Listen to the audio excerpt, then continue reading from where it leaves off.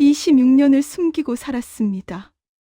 그것은 1999년 여름 폭우가 쏟아지던 새벽에 일어난 일이었습니다.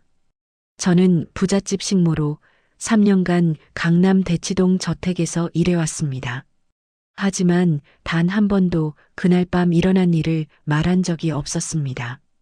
그날 집 전체가 불길에 휩싸였습니다.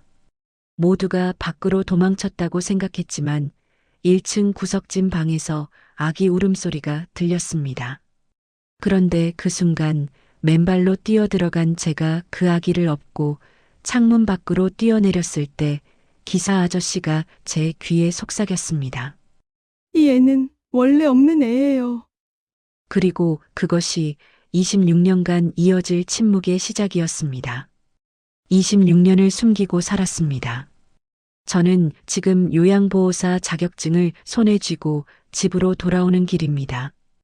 67의 나이에 새로 딴 자격증이에요. 늦었다고 생각하실 수도 있겠지만 저에게는 이게 마지막 기회 같았거든요. 현관문을 열자 텅 빈 집이 저를 맞이합니다. 냉장고 돌아가는 소리만 덩그러니 들리는 이 공간에서 저는 매일 밤 같은 생각을 합니다. 나는 누구의 어머니도 누구의 할머니도 아닌 사람이라고요. 신발장 맨 아래 칸에는 오래된 운동화 한 켤레가 있습니다. 26년 전 그날 제가 신고 있던 바로 그 신발이에요. 벗겨질 대로 벗겨진 밑창, 진흙과 빗물로 얼룩진 천. 버리지 못하는 건 아마도 그날의 증거가 필요해서겠죠. 자격증을 식탁 위에 내려놓고 물 한 잔을 따릅니다. 교육과정에서 만난 동기들은 다들 손주 돌보는 이야기를 했어요. 저는 그저 웃으며 듣기만 했습니다. 제 이야기는 할 수 없었으니까요. 순덕 씨는 자녀분이 안 계세요? 교육생 중 한 분이 물었을 때 저는 이렇게 대답했습니다. 네, 없습니다. 거짓말은 아니에요. 법적으로 혈연상으로 저에게는 자식이 없으니까요. 하지만 가슴속 어딘가에는 여전히 그 작은 숨소리가 남아 있습니다. 26년 전 제 등에 엎여 숨을 몰아쉬던 그 아이의 체온이요. 창밖으로 비가 내리기 시작합니다. 장마철이 다가오나 봅니다.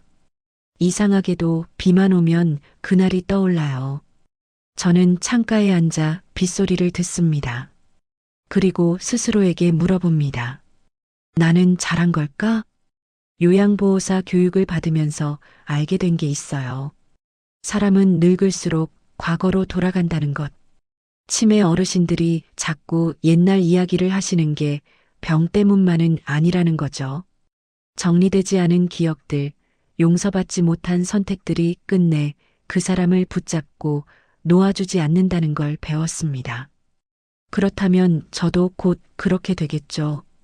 요양원 침대에 누워 그날의 이야기를 중얼거리다가 생을 마감하는 거예요. 아무도 그 이야기의 진실을 알지 못한 채로요. 냉장고를 열어봅니다. 김치, 계란, 우유. 혼자 사는 노인의 냉장고는 다 이렇게 비슷합니다. 저는 계란 하나를 꺼내 프라이를 붙이기 시작해요. 지글지글 기름 튀는 소리가 고요한 집안을 채웁니다. 교육과정에서 가장 힘들었던 건 실습이었어요.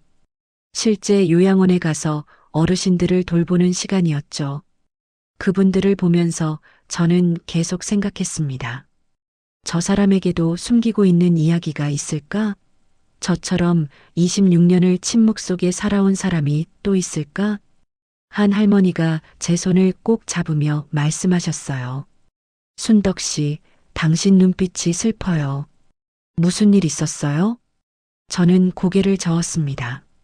아니요, 괜찮습니다. 하지만 그분은 제 손을 더 세게 잡으셨어요. 사람은 말이에요. 후회를 안고 죽으면 안 돼요. 꼭 풀고 가야 해요. 그날 밤 저는 처음으로 그 운동화를 신발장에서 꺼냈습니다. 그리고 한참을 들여다봤어요. 26년 전 그날 제가 선택했던 것이 정말 옳았는지 아니면 거대한 착각이었는지 알고 싶었습니다. 계란 프라이를 접시에 담아 밥 위에 올립니다. 혼자 먹는 저녁은 늘 이렇게 간단해요. 젓가락을 들여다 멈칫합니다. TV를 켜볼까 싶어서요. 이 고요함이 때로는 너무 무겁거든요. 리모컨을 누르자 뉴스가 나옵니다. 저녁 8시 메인 뉴스예요. 앵커의 목소리가 차분하게 흘러나옵니다. 오늘 새벽 경기도 일대에 갑작스러운 폭우가 쏟아지면서 곳곳에서 피해가 속출했습니다. 특히 30년 된 단독주택에서 화재가 발생해 화재라는 단어에 제 손이 멈춥니다. 젓가락이 바닥에 떨어지는 소리가 들려요. 화면 속에는 검은 연기가 피어오르는 집이 보입니다. 소방관들이 뛰어다니고 사이렌 소리가 울려 퍼지고 빗속에서 사람들이 비명을 지르고 있습니다. 그 순간 26년 전 그날이 파도처럼 밀려옵니다. 똑같은 새벽이었어요. 똑같은 비였고 똑같은 불이었습니다. 그리고 제 귓가에는 지금도 선명하게 들립니다. 그 작은 울음소리가요. 제 심장이 빠르게 뛰기 시작합니다. 손이 떨려요. TV 속 화재 현장을 보면서 저는 알고 있습니다. 오늘 밤 저는 또다시 그날로 돌아갈 거라는 것을요. 비는 점점 더 세차게 내립니다. 창문을 두드리는 빗소리가 마치 누군가 문을 두드리는 것처럼 들려요. 저는 천천히 신발장으로 걸어갑니다. 그리고 그 오래된 운동화를 꺼내 손에 쥡니다. 26년 전 그날 저는 선택을 했습니다. 그 선택이 옳았는지는 아직도 모르겠어요. 하지만 한 가지는 확실합니다. 그날 이후로 저는 단 하루도 편히 잠든 적이 없다는 것이요. TV를 끄지 못하고 저는 그대로 화면을 응시합니다. 뉴스는 계속됩니다. 화재 현장 리포트, 피해 상황, 구조 소식들이 이어져요. 하지만 제 귓가에는 TV 소리가 아닌 다른 소리가 들립니다. 26년 전 그날의 소리들이요. 그날도 새벽이었습니다. 1999년 7월 3일 토요일 새벽 4시쯤이었을 거예요. 저는 부잣집 식모로 일하고 있었습니다.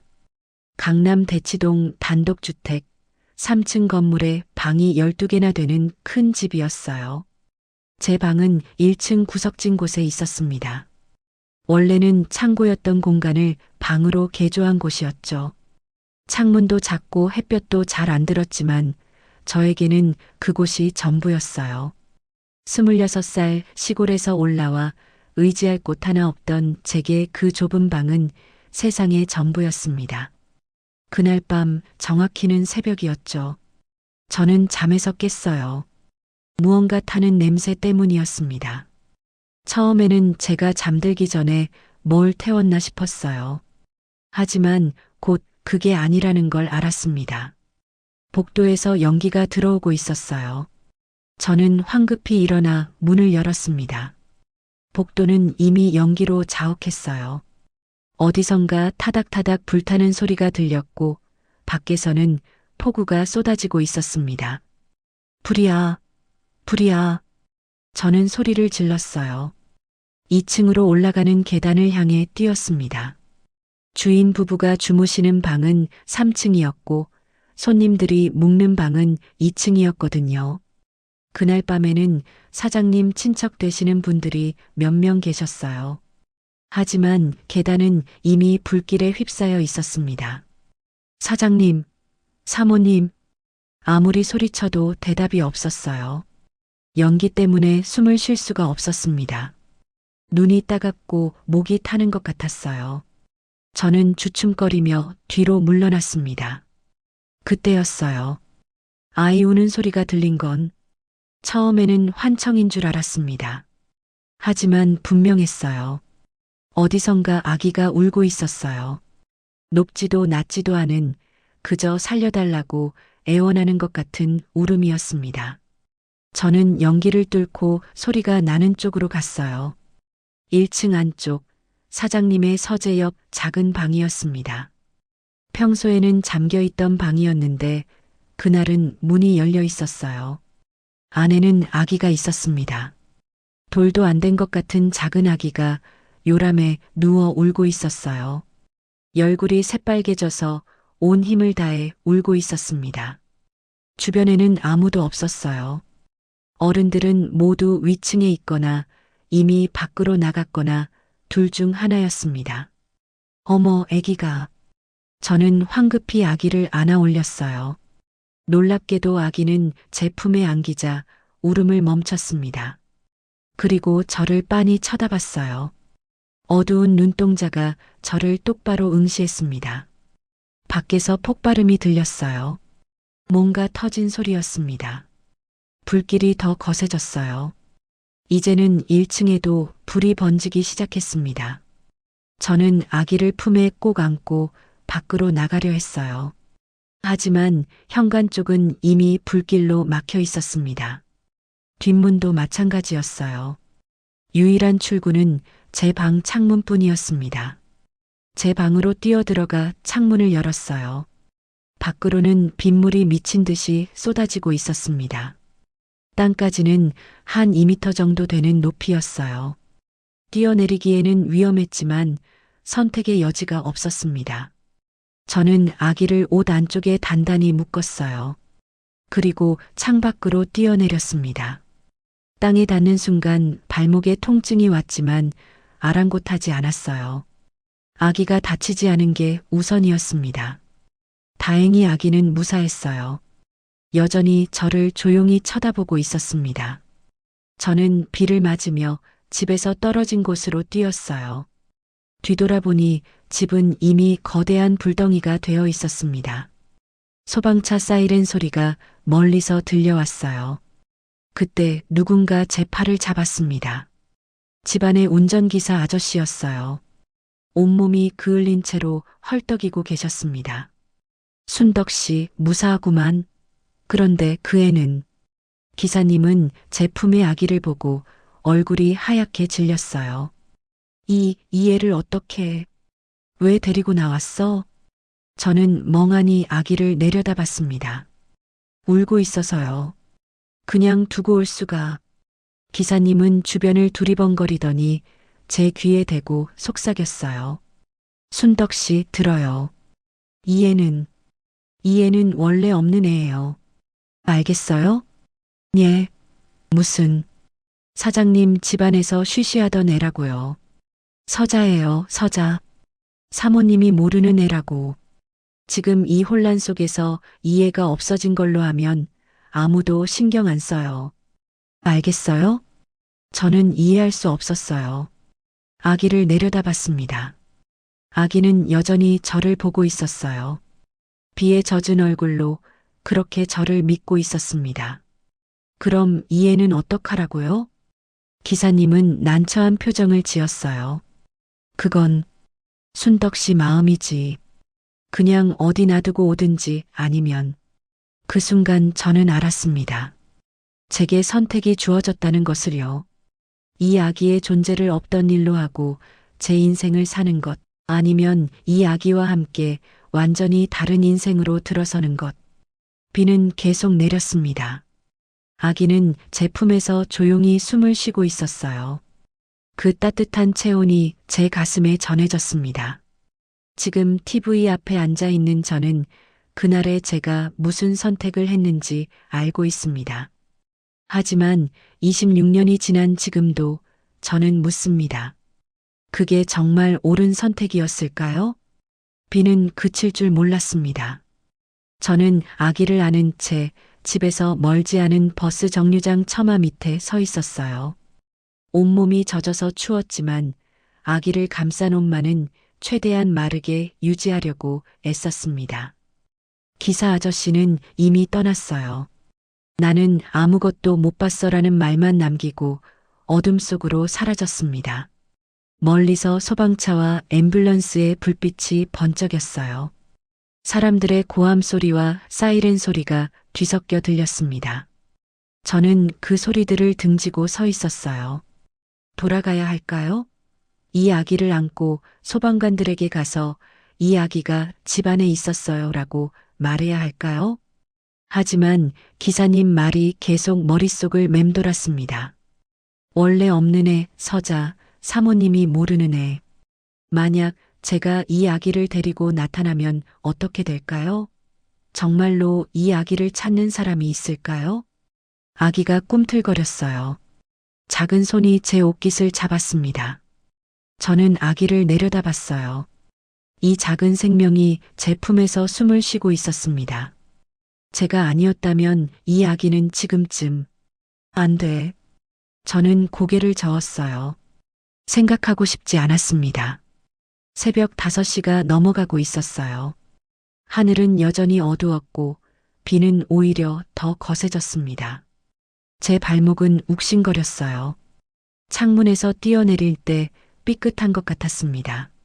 하지만 그것보다 더 아픈 건 제 마음이었어요. 저는 26이었습니다. 빚을 갚기 위해 고향을 떠나 서울로 올라온 지 3년째였어요. 식모일을 하면서 한 푼 두 푼 모아서 빚을 갚고 있었습니다. 앞으로 2년만 더 일하면 빚을 다 갚을 수 있었어요. 그러면 저도 뭔가 다른 삶을 살 수 있을 거라고 생각했습니다. 하지만 이 아기를 데리고 간다면요? 제 계획은 모두 무너집니다. 아기를 키운다는 건 돈이 드는 일이에요. 분유, 기저귀, 병원비. 저는 아무것도 모르는 26살 처녀였습니다. 부모도 없고 의지할 곳도 없는 사람이었어요. 나도 살기 바쁜데. 저는 중얼거렸습니다.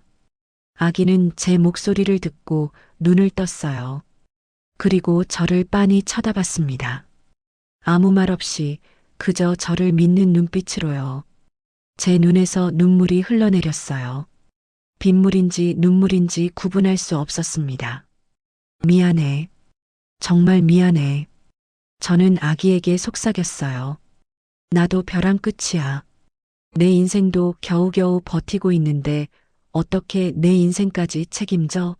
나한테 그럴 자격이 있을까? 아기는 대답하지 않았어요. 당연하죠. 하지만 그 침묵이 오히려 더 무거웠습니다. 저는 주변을 둘러봤어요. 어디로 가야 할까요? 경찰서? 소방서? 아니면 병원? 이 아기를 어딘가에 맡기고 저는 다시 제 삶으로 돌아가면 되는 걸까요? 하지만 발이 떨어지지 않았어요. 제 머릿속에는 여러 생각이 교차했습니다. 만약 제가 이 아기를 어딘가에 맡긴다면 이 아기는 어떻게 될까요? 혈육을 찾아준다고 해도 아무도 인정하지 않는 아기라면요? 아니면 시설로 가게 될까요? 그곳에서 자라면서 평생 버려진 아이라는 꼬리표를 달고 살게 될까요? 내가 뭘 할 수 있는데. 저는 무릎을 꿇었어요. 아기를 꼭 안은 채로요. 차가운 땅바닥에 무릎을 대고 한참을 그렇게 있었습니다. 그때 아기가 울기 시작했어요. 배가 고픈지 아니면 무서운지 모르겠지만 울음소리가 점점 커졌습니다. 저는 당황해서 아기를 흔들어 봤어요. 하지만 울음은 그치지 않았습니다. 제발 울지 마. 제 목소리도 떨렸어요. 저도 울고 있었거든요. 멀리서 또 다른 소방차가 지나갔습니다. 붉은 불빛이 빗속을 가르며 지나갔어요. 저는 그 불빛을 보면서 생각했습니다. 저기로 가면 끝이에요. 이 아기를 넘겨주고 저는 다시 제 삶으로 돌아가면 됩니다. 하지만 제 다리는 그쪽으로 향하지 않았어요.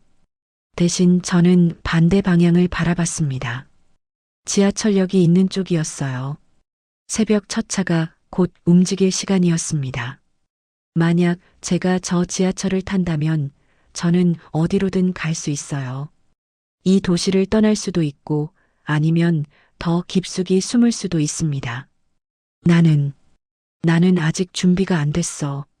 저는 아기에게 말했어요. 엄마가 될 준비도 안 됐고 누군가를 책임질 준비도 안 됐어. 나는 그냥 내 빚이나 갚고 작은 방 하나 얻어서 조용히 사는 게 꿈이었어. 그게 다였어. 아기는 여전히 울고 있었어요. 하지만 제 품속에서 제 심장 소리를 들으면서 울고 있었습니다. 저는 천천히 일어났어요. 발목이 아팠지만 참을만 했습니다. 그리고 한 걸음 한 걸음 걷기 시작했어요. 지하철역 방향으로요. 미안해. 정말 미안해. 나는 내가 필요한 사람이 아니야. 하지만 제 발걸음은 점점 느려졌어요. 10걸음쯤 갔을까요? 저는 멈춰 섰습니다. 아기의 울음소리가 조금씩 작아지고 있었어요. 지쳐서 그런 것 같았습니다. 작은 주먹이 제 옷을 꼭 쥐고 있었어요. 마치 놓지 말라고, 버리지 말라고 애원하는 것처럼요. 저는 그 자리에 서서 한참을 울었습니다. 26해를 살면서 가장 많이 운 순간이었어요. 누구를 위해 우는 건지도 모르겠었습니다. 이 아기를 위해서인지 아니면 선택을 강요받는 제 자신을 위해서인지요. 비는 여전히 내렸고 하늘은 여전히 어두웠습니다. 그리고 저는 아직도 그 갈림길에 서 있었어요. 돌아갈 것인가, 떠날 것인가, 이 아기를 놓을 것인가, 끝까지 안고 갈 것인가. 새벽 첫차 시간이 다가오고 있었습니다.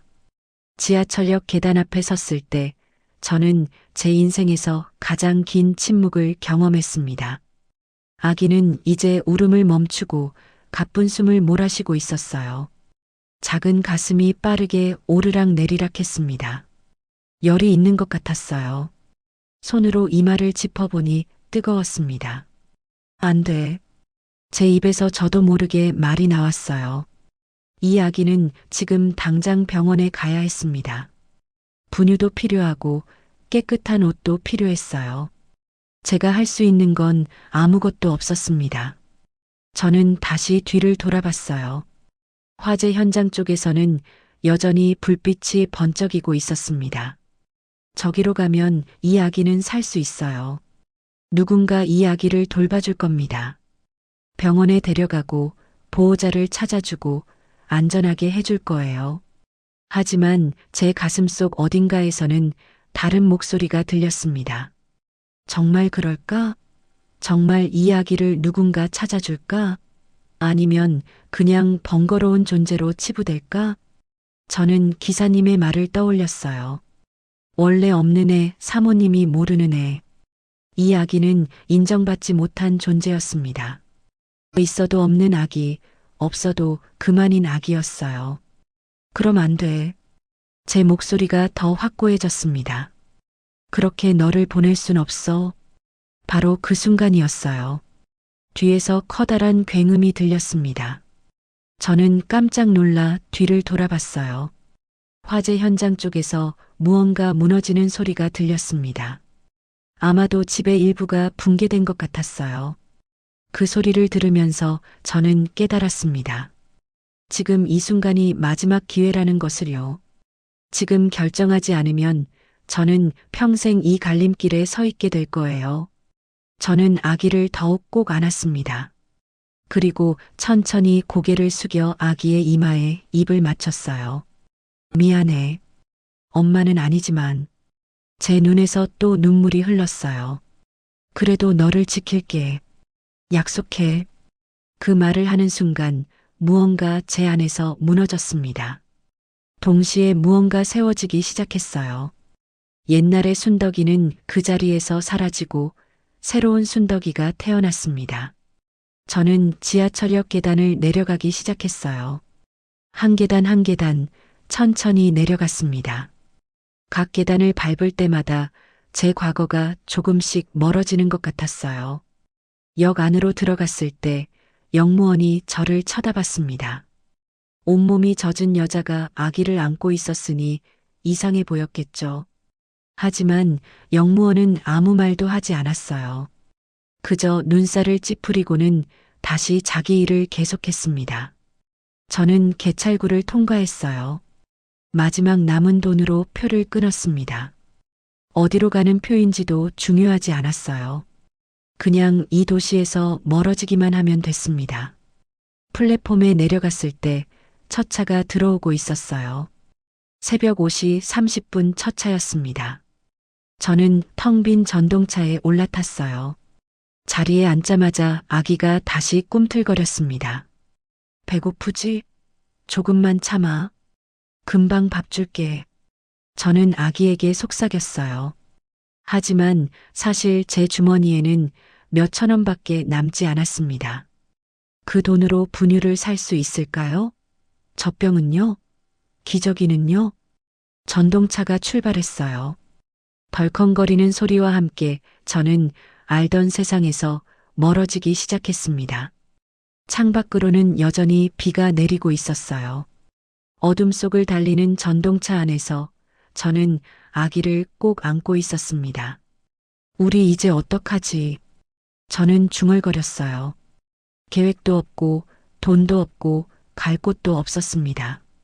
하지만 이상하게도 후회는 들지 않았어요. 대신 묘한 확신이 생겼습니다. 내가 이 아기를 지켜야 해. 나밖에 없어. 두 정거장쯤 갔을 때 아기가 또 울기 시작했어요. 이번에는 더 크게, 더 절박하게 울었습니다. 저는 어쩔 줄 몰라 전동차 안을 두리번거렸어요. 다행히 승객은 저밖에 없었습니다. 저는 옷을 풀어 아기를 달래려 했어요. 하지만 아기는 계속 울었습니다. 제 젖은 옷에서는 찬 기운만 났고 따뜻한 건 아무것도 없었어요. 제발, 제발 조금만. 제 목소리도 떨렸습니다. 무서웠어요. 이 작은 생명을 책임진다는 게 얼마나 무거운 일인지 그제야 실감했습니다. 다음 역에서 저는 내렸어요. 계획은 없었지만 일단 움직여야 했습니다. 역 밖으로 나가자 24시간 편의점이 보였어요. 저는 그리로 뛰어갔습니다. 편의점 문을 열고 들어갔을 때 알바생이 놀란 표정으로 저를 봤어요. 저기, 분유 있나요? 네. 아, 네. 저기, 알바생이 가리킨 곳으로 가서 분유캔을 집었습니다. 가격표를 보는 순간 가슴이 철렁했어요. 제 남은 돈으로는 턱없이 부족했습니다. 저기, 혹시 이거 가장 작은 거 있나요? 이게 제일 작은 건데요. 저는 입술을 깨물었어요. 어떡하죠? 아기는 계속 울고 있고 제게는 돈이 없고. 손님 괜찮으세요? 알바생이 조심스럽게 물었어요. 아마 제 얼굴이 창백했나 봅니다. 사실은 돈이 좀 부족해서. 제가 말을 더듬거리는 순간 알바생이 주변을 둘러보더니 작은 목소리로 말했어요. 잠깐만요. 그 알바생은 안쪽으로 들어가더니 작은 분유 샘플 몇 개를 가지고 나왔어요. 이거 샘플인데요. 매장에서 나눠주는 거거든요. 급하시면 이거 드릴게요. 정말, 정말요? 네. 그리고 이 우유도요. 유통기한 임박해서 버려야 하는 거예요. 알바생은 따뜻한 우유 한 팩도 건네줬습니다. 제 손에 그것들이 쥐어졌을 때 저는 그 자리에서 울음을 터뜨릴 뻔했어요. 감사합니다. 정말 감사합니다. 괜찮아요. 애기 얼른 먹이세요. 편의점을 나와 근처 공원 벤치에 앉았어요. 비는 그쳤지만 새벽 공기는 여전히 차가웠습니다. 저는 샘플 분유를 우유에 타서 아기에게 입에 조금씩 넣어줬어요. 처음에는 잘 먹지 못했지만 몇 번 시도하자 아기가 조금씩 삼키기 시작했어요. 그 모습을 보면서 저는 알았습니다. 이 순간부터 저는 식모순덕이가 아니에요. 이 아기의 엄마도 아니지만 이 아기를 지키는 사람이 된 거예요. 앞으로 우리 둘이야. 저는 아기에게 속삭였어요. 나는 내 엄마는 아니야. 하지만 내가 살아갈 수 있게 해줄게. 약속해. 그날 새벽 저는 과거의 제 이름을 버렸습니다. 그리고 완전히 새로운 인생으로 들어섰어요. 뒤돌아갈 길은 없었습니다. 첫 일주일은 지옥이었습니다.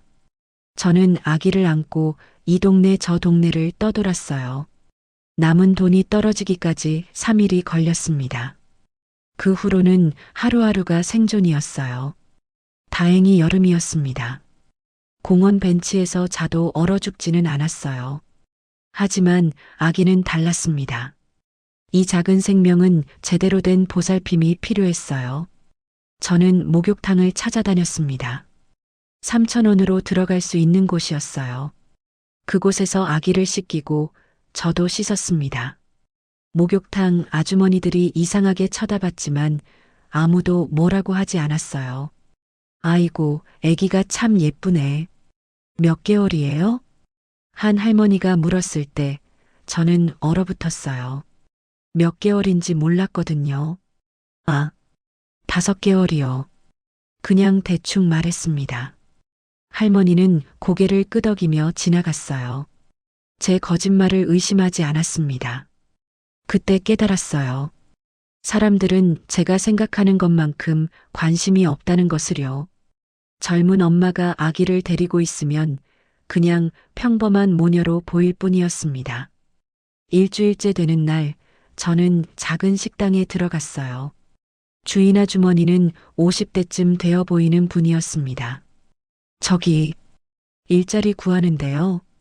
아이고, 아기 있는데 무슨 일을 해요? 아기 봐주실 분만 있으면 뭐든 할 수 있어요. 설거지든 청소든. 주인 아주머니는 제 얼굴을 한참 쳐다봤어요. 그리고 한숨을 쉬었습니다. 애 아빠는? 없어요. 제 대답에 아주머니의 표정이 굳었어요. 가족은? 없어요. 저희 둘뿐이에요. 아주머니는 고개를 저었습니다. 참, 어린 것이 고생이네. 밥이나 먹고 가요. 그날 아주머니가 차려준 김치찌개 한 그릇이 제 인생을 바꿨어요. 며칠 만에 먹는 제대로 된 밥이었습니다. 저는 울면서 먹었어요. 울지 말고 먹어요. 여기서 일할래요? 정말요? 단 조건이 있어요. 신분증 보여줘야 해요. 그리고 애 출생 신고는 되어 있는 거죠? 제 등에서 식은땀이 흘렀습니다. 신분증은 있었어요. 하지만 아기는 출생 신고조차 되어 있지 않았습니다.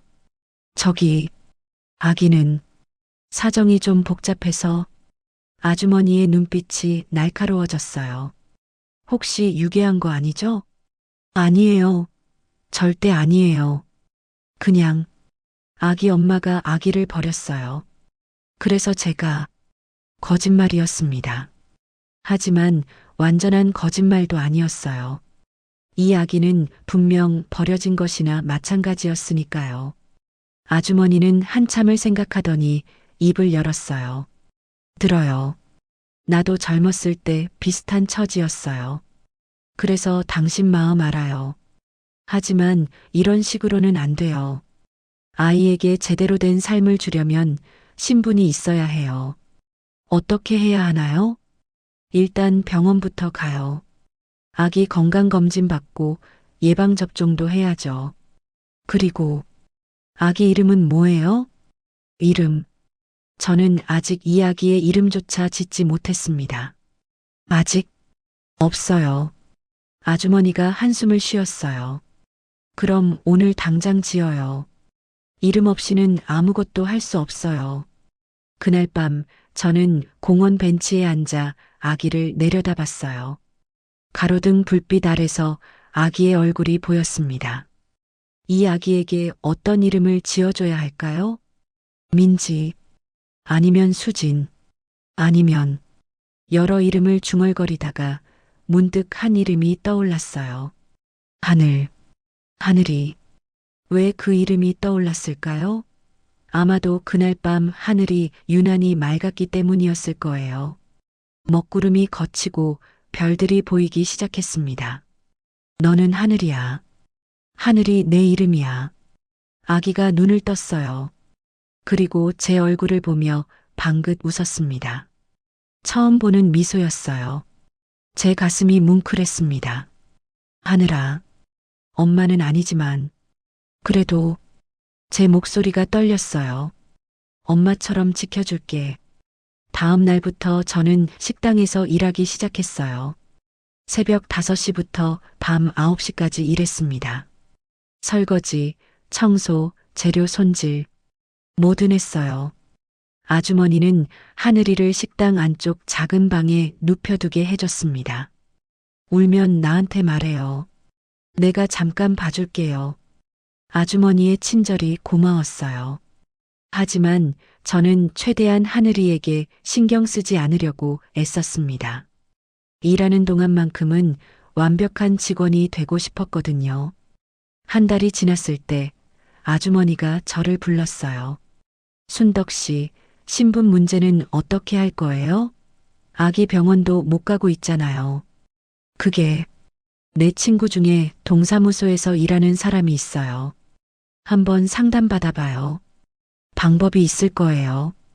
그렇게 저는 동사무소 직원을 만났습니다. 중년의 여성 공무원이었어요. 제 이야기를 듣더니 난감한 표정을 지었습니다. 복잡하네요.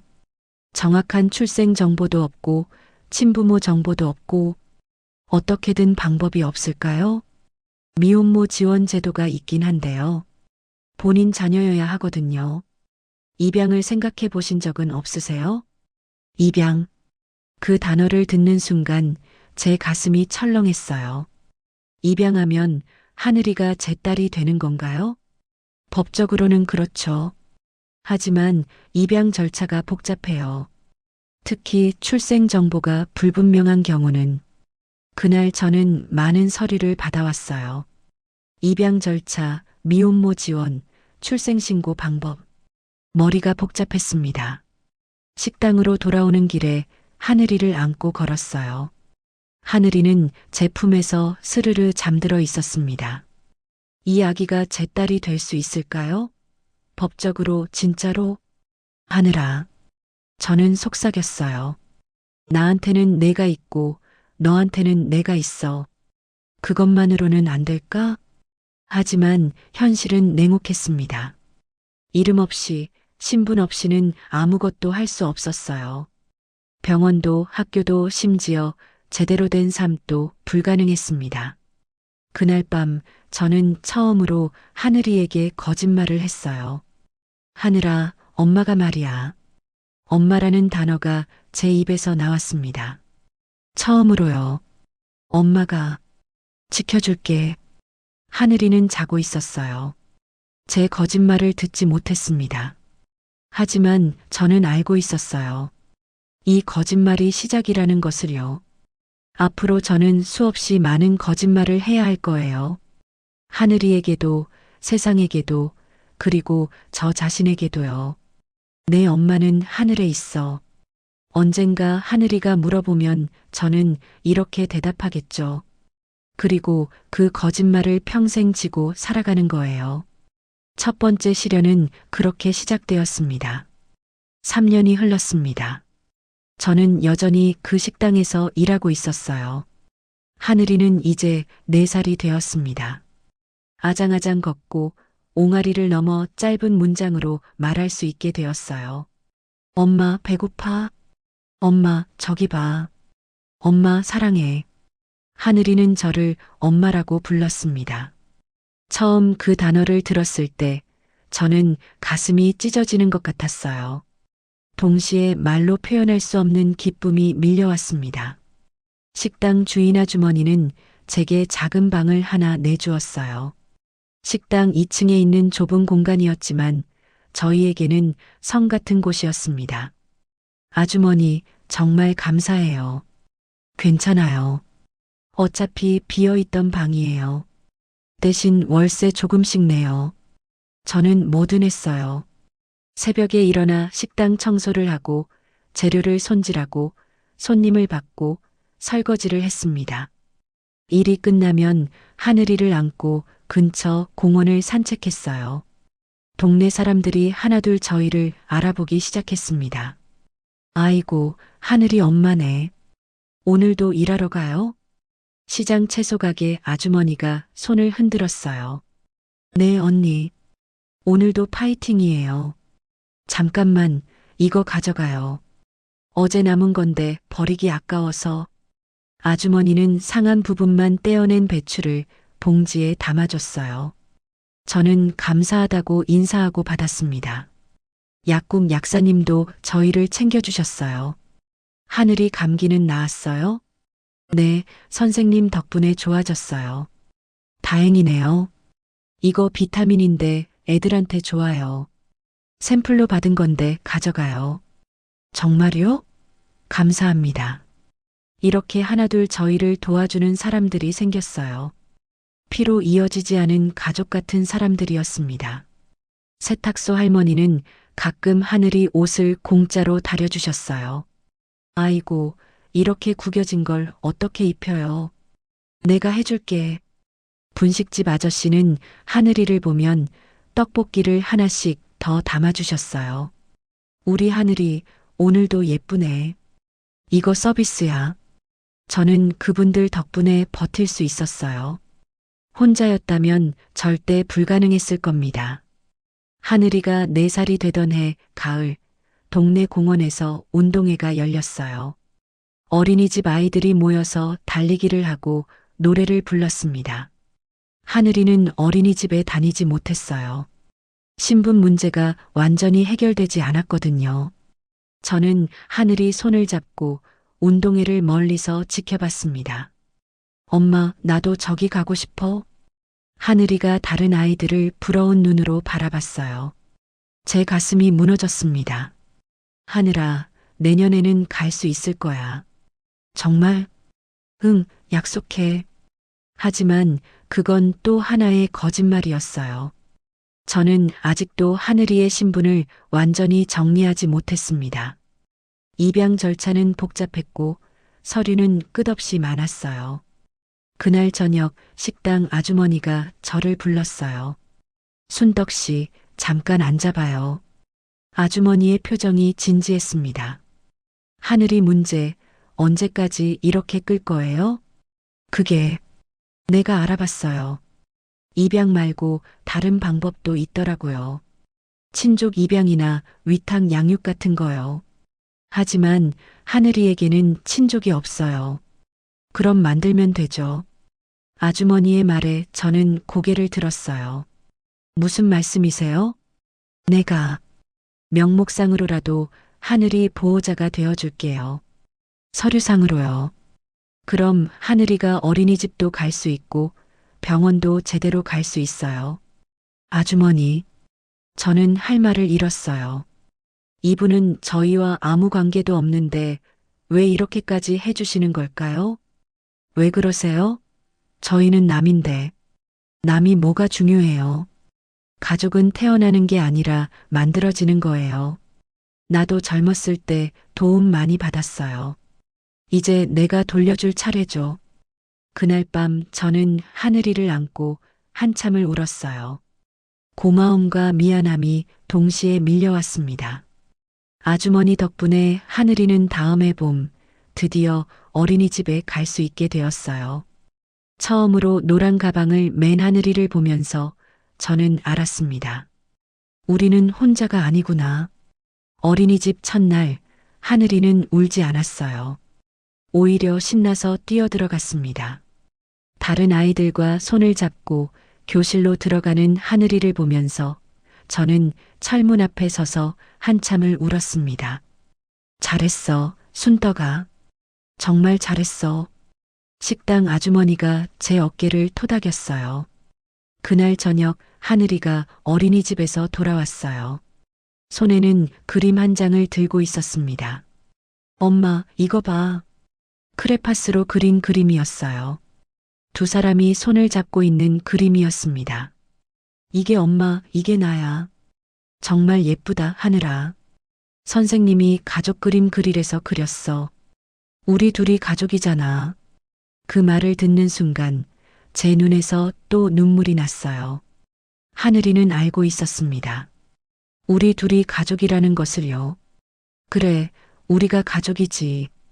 저는 하늘이를 꼭 안았어요. 하지만 제 마음 한구석에는 여전히 불안이 자리 잡고 있었습니다. 언젠가 이 아이가 진실을 알게 되면 어떻게 될까요? 제가 진짜 엄마가 아니라는 걸 알게 되면요. 그날 밤 하늘이가 잠든 후 저는 창밖을 내다봤어요. 별이 총총한 밤하늘이었습니다. 제가 잘하고 있는 건가요? 누구에게 묻는 건지도 모르고 중얼거렸어요. 대답은 없었습니다. 다만 하늘이의 고른 숨소리만 들렸을 뿐이에요. 저는 그 숨소리를 들으며 다짐했습니다.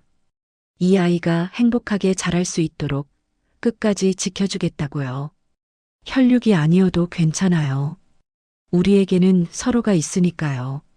하늘이가 8살이 되던 해 제 인생에 균열이 생기기 시작했습니다. 어느 날 저녁 식당 문을 열고 들어온 남자가 있었어요. 정장 차림의 중년 남성이었습니다. 그는 식당을 둘러보더니 저를 똑바로 쳐다봤어요. 심장이 멎는 것 같았습니다. 본능적으로 알았어요. 이 사람은 그냥 손님이 아니라는 것을요. 남자는 가방에서 서류 봉투를 꺼냈습니다. 그리고 식당 한 구석 테이블에 앉아 저를 기다렸어요. 저는 떨리는 손으로 물수건을 들고 그쪽으로 걸어갔습니다. 남자는 명함을 내밀었어요. 변호사였습니다. 화재로 전소된 그 집안의 법률 대리인이라고 적혀 있었어요. 저는 그 자리에 주저앉을 뻔했습니다. 9년이 지났는데도 그들은 찾아온 거예요. 아니, 정확히는 하늘이를 찾아온 거였습니다. 변호사는 서류를 펼쳐 보였어요. 오래된 신문 기사, 화재 당시 실종자 명단, 그리고 DNA 검사 의뢰서까지 있었습니다. 그날 밤 저는 한숨도 자지 못했어요. 하늘이는 제 옆에서 새근새근 잠들어 있었습니다. 저는 그 작은 얼굴을 한참 동안 들여다봤어요. 변호사가 말했던 내용이 머릿속을 맴돌았습니다. 그 집안의 유산 상속 문제가 불거졌다는 것, 그래서 모든 혈족을 찾고 있다는 것, 익명의 제보로 하늘이의 존재를 알게 되었다는 것. 하늘이가 그 집안으로 돌아가게 되면 어떻게 될까요? 법적으로 저는 아무 권리도 없었습니다. 입양도 제대로 마무리하지 못한 상태였어요. 서류상으로 하늘이는 여전히 불분명한 존재였습니다. 며칠 후 저는 동사무소 직원을 다시 만났어요. 9년 전 그때 도와주셨던 분이었습니다. 그분은 제 이야기를 듣고 난감한 표정을 지었어요. 법은 명확했습니다. 혈육이 나타났고 그들이 아이를 원한다면 저는 막을 방법이 없었어요. 오히려 제가 불법적으로 아이를 키워온 것에 대한 책임을 물을 수도 있다고 했습니다. 저는 식당으로 돌아와 아주머니께 모든 것을 털어놨어요. 처음으로 9년 전 그날의 진실을 이야기했습니다. 화재, 서자였던 아기, 제가 선택했던 순간들을요. 아주머니는 한참을 아무 말 없이 듣고 계셨어요. 그리고는 한숨을 길게 내쉬었습니다. 그날 밤 아주머니는 저를 2층 방으로 불렀어요. 우리는 잠든 하늘이 옆에 나란히 앉았습니다. 아주머니가 조용히 말씀하셨어요. 하늘이에게 더 나은 삶을 줄 수 있다면 그것도 사랑이 아니겠냐고요. 제가 하늘이를 얼마나 사랑하는지 아니까 하는 말이라고 하셨습니다. 그 말을 듣는 순간 제 안에서 무언가 무너졌어요. 제가 욕심쟁이였던 걸까요? 혈육도 아닌 제가 이 아이를 9년이나 붙잡고 있었던 건 잘못된 일이었을까요? 다음 날 저는 변호사를 다시 만났습니다. 그는 하늘이의 친가족에 대해 설명했어요. 할아버지가 살아계시고 큰아버지와 작은아버지가 있다고 했습니다. 재산도 상당하고 교육도 제대로 시킬 수 있다고 했어요. 변호사는 제게 선택권을 줬습니다. 자발적으로 아이를 보내든지 아니면 법적 분쟁을 각오하든지. 하지만 어느 쪽이든 결과는 같을 거라고 했어요. 저는 일주일의 시간을 달라고 했습니다. 변호사는 고개를 끄덕였어요. 그 일주일 동안 저는 평소처럼 하늘이와 시간을 보냈어요. 아침에 어린이집에 데려다주고 저녁에 데리러 가고 함께 저녁을 먹고 책을 읽어주고 재우는 일상이었습니다. 하지만 매 순간이 고통이었어요. 이것이 마지막 일 수도 있다는 생각이 들었거든요. 하늘이는 제 변화를 눈치챘나 봅니다. 어느 날 저녁 하늘이가 제 손을 잡으며 물었어요. 저는 대답할 수 없었습니다. 그저 하늘이를 꼭 안아줄 수밖에 없었어요. 그날 밤 하늘이가 잠든 후 저는 오래된 신발장을 열었습니다. 9년 전 그날 신었던 운동화가 여전히 거기 있었어요. 저는 그 신발을 꺼내 손에 쥐었습니다. 그날 저는 이 아이를 살리기 위해 모든 것을 버렸어요. 제 과거를, 제 계획을, 제 미래를 버리고 이 아이를 선택했습니다. 하지만 지금은 다시 선택해야 하는 순간이었어요. 이번에는 제가 아니라 하늘이를 위한 선택이었습니다. 일주일이 지났습니다. 저는 변호사를 다시 만났어요. 그리고 제 결정을 말했습니다. 하늘이를 보내겠다고요. 그 말을 하는 순간 제 영혼의 일부가 떨어져 나가는 것 같았습니다. 하지만 이것이 옳은 일이라고 스스로를 설득했어요. 하늘이에게는 제대로 된 가족이 필요하니까요.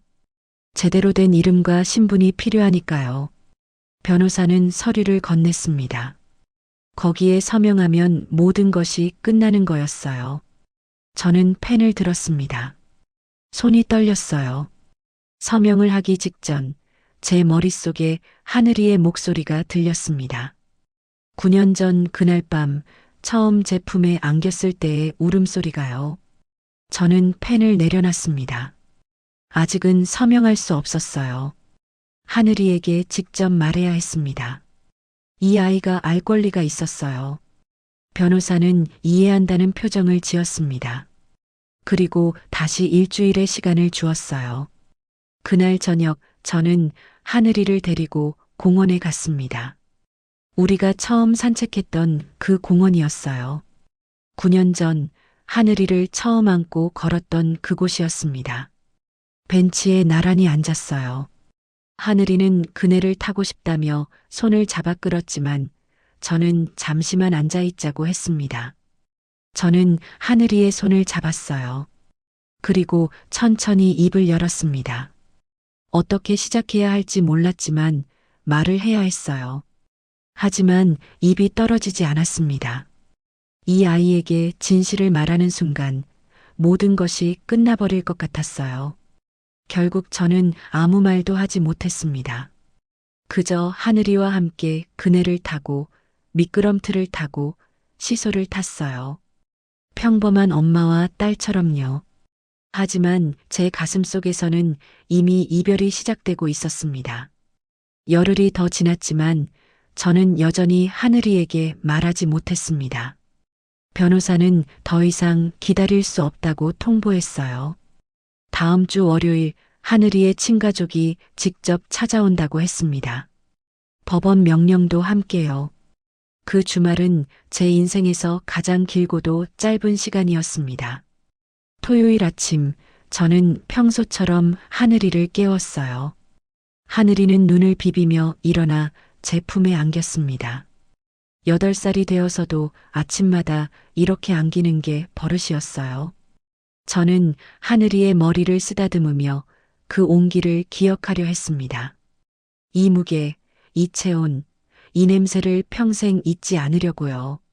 아침을 먹이고 옷을 입히고 머리를 묶어주는 일상적인 일들이 그날따라 특별하게 느껴졌어요.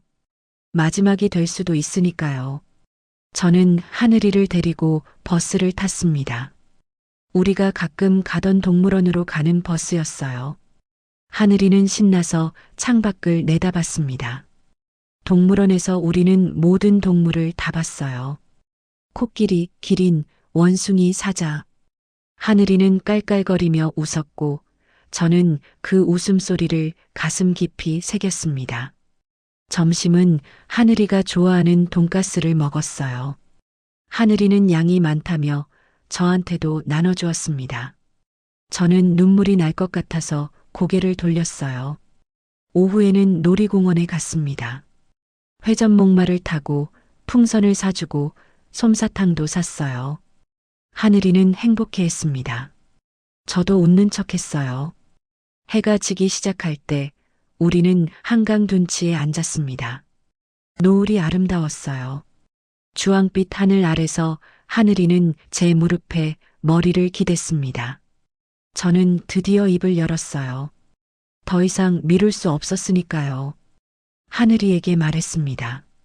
사실 엄마가 낳은 딸이 아니라는 것을요. 오래전 불 속에서 구해낸 아기였다는 것을요. 그리고 이제 진짜 가족이 찾아왔다는 것을요. 하늘이는 처음에는 제 말을 이해하지 못하는 것 같았어요. 그저 저를 올려다보며 눈을 깜빡였습니다. 그러다 천천히 눈물이 고이기 시작했어요. 하늘이의 작은 입술이 떨렸습니다. 하늘이가 물었어요. 그럼 이제 어떻게 되는 거냐고요? 헤어져야 하냐고요? 저는 고개를 끄덕일 수밖에 없었습니다. 목이 메어서 말이 나오지 않았어요. 하늘이가 제 옷을 꼭 잡았습니다. 까지 싫다고 엄마랑 있고 싶다고 울었어요. 8살짜리 아이가 목 놓아 우는 모습을 보면서 저는 제가 한 선택이 정말 옳은 건지 확신할 수 없었습니다. 저는 하늘이를 꼭 안았어요. 그리고 말했습니다. 엄마는 하늘이에게 제대로 된 것을 줄 수 없다고요. 좋은 학교도 넓은 집도 많은 기회도 줄 수 없다고요. 하지만 진짜 가족은 다 해줄 수 있다고요. 하늘이는 고개를 저었어요. 그런 거 필요 없다고, 엄마만 있으면 된다고 울부짖었습니다. 저는 하늘이의 눈물을 닦아주며 거짓말을 했어요. 마지막 거짓말이었습니다. 헤어지는 게 아니라고, 잠깐 떨어져 있는 것 뿐이라고요. 하늘이가 크면 다시 만날 수 있다고요. 하늘이는 정말이냐고 물었어요. 저는 고개를 끄덕였습니다. 하지만 제 마음속으로는 알고 있었어요. 이것이 마지막 이별이 될 거라는 것을요. 그날 밤 우리는 같은 침대에서 잤습니다. 하늘이는 제 품에 파고들어 한참을 울다가 잠들었어요. 저는 하늘이의 잠든 얼굴을 밤새도록 지켜봤습니다. 작은 코, 긴 속눈썹, 보조개가 있는 뺨, 모든 것을 기억하려 했어요. 새벽에 하늘이가 깼을 때 눈이 퉁퉁 부어 있었습니다. 저도 마찬가지였어요. 우리는 서로를 보며 슬픈 미소를 지었습니다. 월요일이 왔습니다. 검은색 세단이 식당 앞에 멈춰 섰어요. 변호사와 함께 중년의 남성이 내렸습니다. 하늘이의 큰아버지라고 했어요. 그 남자는 하늘이를 보자마자 눈을 크게 떴습니다. 죽은 동생과 닮았다고 중얼거렸어요. 하늘이는 제 뒤에 숨었습니다. 저는 하늘이의 손을 잡고 천천히 앞으로 나아갔어요. 큰아버지는 무릎을 꿇고 하늘이와 눈높이를 맞췄습니다. 그리고 말했어요. 이제부터 자기네 가족이라고 좋은 삶을 살게 해주겠다고요. 하늘이는 대답하지 않았어요. 그저 저를 올려다봤습니다. 저는 하늘이를 안았습니다. 마지막으로 꼭 안았어요. 그리고 귓속말로 말했습니다. 하늘이가 제 목에 팔을 감았어요. 놓아주지 않으려는 듯 꽉 안았습니다. 하지만 결국 저는 하늘이를 놓아야 했어요. 천천히, 아주 천천히 하늘이의 팔을 풀었습니다. 하늘이는 울면서 차에 탔어요.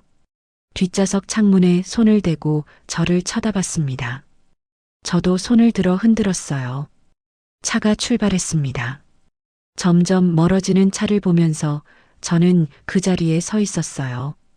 하늘이의 얼굴이 점이 되어 사라질 때까지요. 차가 완전히 보이지 않았을 때 저는 무릎을 꿇고 주저앉았습니다. 그리고 처음으로 소리내어 울었어요. 아무도 듣지 못하게 입을 막고 울었지만 울음은 새어나왔습니다. 식당 아주머니가 달려와 저를 안아주었어요. 저는 아주머니 품에서 한참을 울었습니다. 9년을 함께한 삶이 끝났습니다. 하늘이 없는 방, 하늘이 없는 식탁, 하늘이 없는 하루가 시작되었어요. 그날 밤 저는 하늘이 침대에 누웠습니다. 하늘이의 베개에는 아직 하늘이 냄새가 남아 있었어요. 저는 그 베개를 꼭 안고 밤을 지새웠습니다. 제가 옳은 선택을 한 걸까요? 하늘이는 행복할까요? 저를 미워하지는 않을까요? 대답은 없었습니다. 다만 텅 빈 방 안에 제 울음소리만 울려 퍼졌을 뿐이에요. 하늘이가 떠난 후 시간은 이상하게 흘러갔습니다. 어떤 날은 하루가 1년 같았고 어떤 날은 1년이 하루 같았어요. 저는 그저 숨만 쉬며 살아갔습니다. 살아있다는 것과 사는 것은 다르다는 걸 그때 알았어요. 식당 일은 계속했습니다. 아침 5시에 일어나 청소하고 재료 손질하고 손님 받고 설거지하고 다시 청소하는 일상이었어요. 하지만 모든 게 기계적이었습니다. 하늘이 방은 그대로 두었어요. 침대도 책상도 장난감도 다 그대로였습니다. 가끔 그 방에 들어가 앉아 있었어요. 하늘이가 돌아올 것 같은 착각에 빠지고 싶어서요. 동네 사람들은 조심스럽게 위로했습니다. 시장 채소가게 아주머니는 제 손을 잡아주었고 약국 선생님은 수면제를 권했어요. 저는 고맙다고 인사하고 받았지만 먹지는 않았습니다. 잠들고 싶지 않았거든요. 잠들면 하늘이 꿈을 꿀까봐 두려웠어요. 6개월이 지났을 때쯤 변호사에게서 연락이 왔습니다. 하늘이가 잘 지내고 있다는 소식이었어요. 좋은 학교에 다니고 있고 새 가족에게도 잘 적응하고 있다고 했습니다. 저는 고맙다고 대답했어요. 하지만 전화를 끊자마자 눈물이 났습니다. 하늘이는 이제 저 없이도 잘 살아가고 있었어요. 그게 다행인 동시에 슬펐습니다. 1년이 지났습니다. 저는 여전히 같은 식당에서 일하고 있었어요. 아주머니는 가끔 제 어깨를 토닥이며 괜찮냐고 물었습니다. 저는 괜찮다고 거짓말했어요. 어느 날 저녁 어린이집 앞을 지나가게 되었습니다. 하늘이가 다니던 그 어린이집이었어요. 아이들이 우르르 나오고 있었습니다. 엄마 손을 잡고 가는 아이, 할머니 품에 안기는 아이, 아빠 어깨에 올라타는 아이들이 보였어요. 저는 그 광경을 멀리서 지켜봤습니다. 하늘이도 저렇게 누군가 손을 잡고 걸어가고 있겠죠. 저는 더 이상 그 누군가가 아니었지만요. 2년이 지났습니다. 저는 40이 되었어요. 거울을 보면 늙은 얼굴이 보였습니다. 웃음기 없는 얼굴, 생기 없는 눈동자, 굽은 어깨. 하늘이가 저를 보면 알아볼 수 있을까 싶었어요. 식당 아주머니가 60이 되어 은퇴를 결심했습니다. 식당을 정리한다고 했어요. 저는 새로운 일자리를 찾아야 했습니다. 하지만 40에 아무 기술도 없는 여자를 필요로 하는 곳은 많지 않았어요. 몇 군데 면접을 봤지만 번번이 떨어졌습니다. 결국 저는 요양보호사 교육을 받기로 했어요. 적어도 일자리는 있을 거라는 생각이었습니다. 교육과정은 힘들었지만 버텼어요. 하늘이를 키우면서 배운 인내심이 도움이 되었습니다. 자격증을 따고 요양원에서 일하기 시작했습니다. 하루 종일 어르신들을 돌보는 일이었어요. 식사 도와드리고, 목욕시켜드리고, 화장실 가는 것 도와드리고, 말벗이 되어드리는 일이었습니다. 어르신들 중에는 치매를 앓는 분들이 많았어요. 그분들은 자주 과거로 돌아갔습니다. 젊었을 때 이야기, 자식들 이야기, 후회하는 일들을 반복해서 말씀하셨어요. 한 할머니는 매일 딸을 찾았습니다. 이미 오래전에 돌아가신 딸이었지만 할머니는 기억하지 못했어요. 매일 아침 일어나서 딸 이름을 부르고 딸이 어디 갔냐고 물었습니다. 저는 그 할머니를 볼 때마다 생각했어요. 나도 저렇게 늙어갈 거라고요. 매일 하늘이를 찾으며 늙어갈 거라고요. 5년이 지났습니다.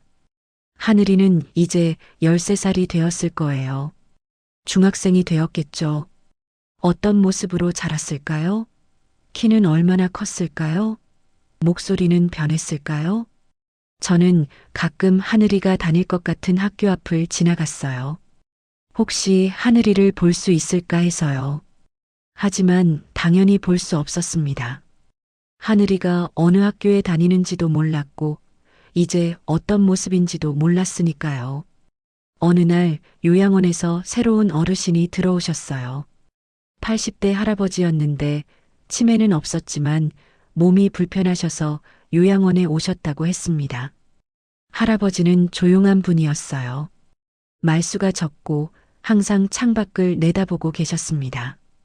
어느 날 제가 식사를 도와드리다가 물었어요.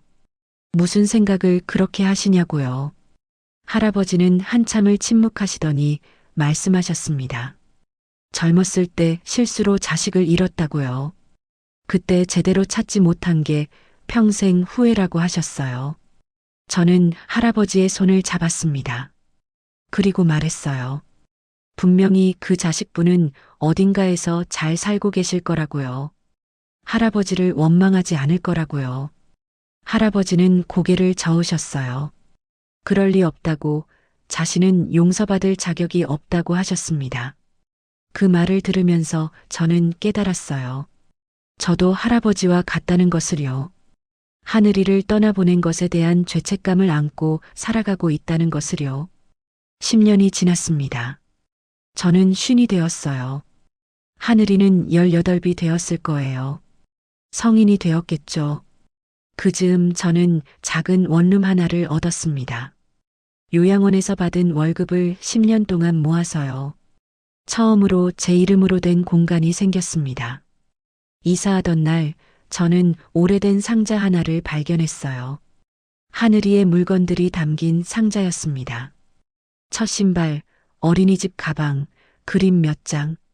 저는 그것들을 하나하나 꺼내봤어요. 그 중에 하늘이가 그린 가족 그림이 있었습니다. 9년 전 어린이집에서 그려온 그 그림이었어요. 두 사람이 손을 잡고 있는 그림이었습니다. 저는 그 그림을 벽에 걸었어요. 새 집에서 유일한 장식이었습니다. 17년이 더 흘렀습니다. 이제 저는 67이 되었어요.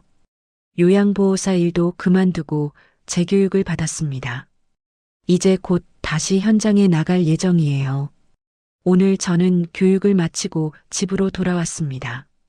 텅 빈 집, 조용한 공간, 아무도 없는 저녁. 이것이 제 인생이에요. 저는 신발장을 열었어요. 26년 전 그날 신었던 운동화가 여전히 거기 있습니다. 저는 그 신발을 꺼내 손에 쥐었어요.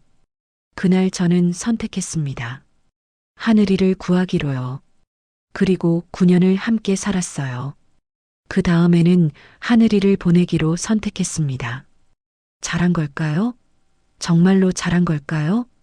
대답은 여전히 모르겠어요. 다만 한 가지는 확실합니다. 저는 단 하루도 하늘이를 잊은 적이 없다는 것이요. 창밖으로 비가 내리기 시작합니다. 저는 창가에 앉아 빗소리를 듣습니다.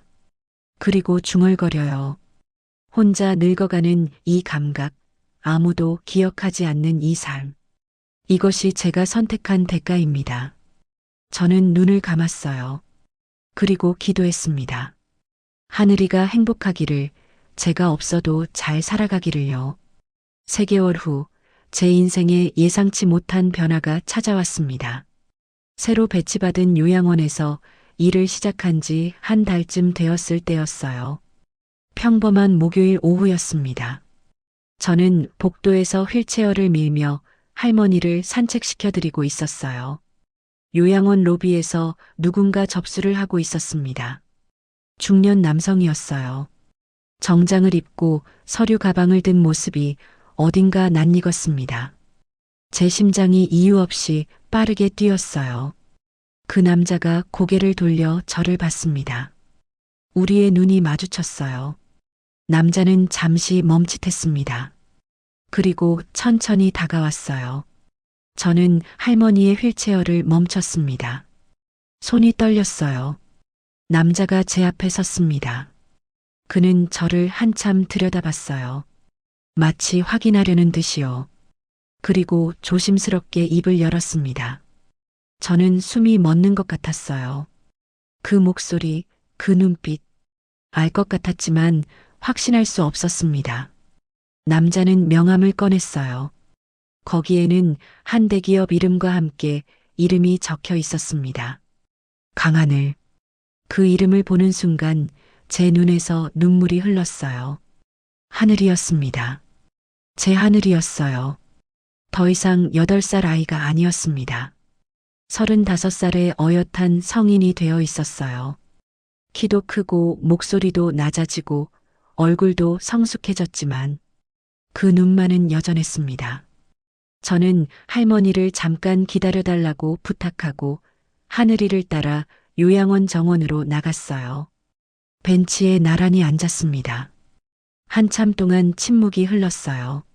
무슨 말부터 해야 할지 몰랐습니다. 26년 만에 재회였어요. 하늘이가 먼저 입을 열었습니다. 제가 여기서 일하는 걸 어떻게 알았냐고 물었어요. 그는 고개를 저었습니다. 우연히 알게 되었다고 했어요.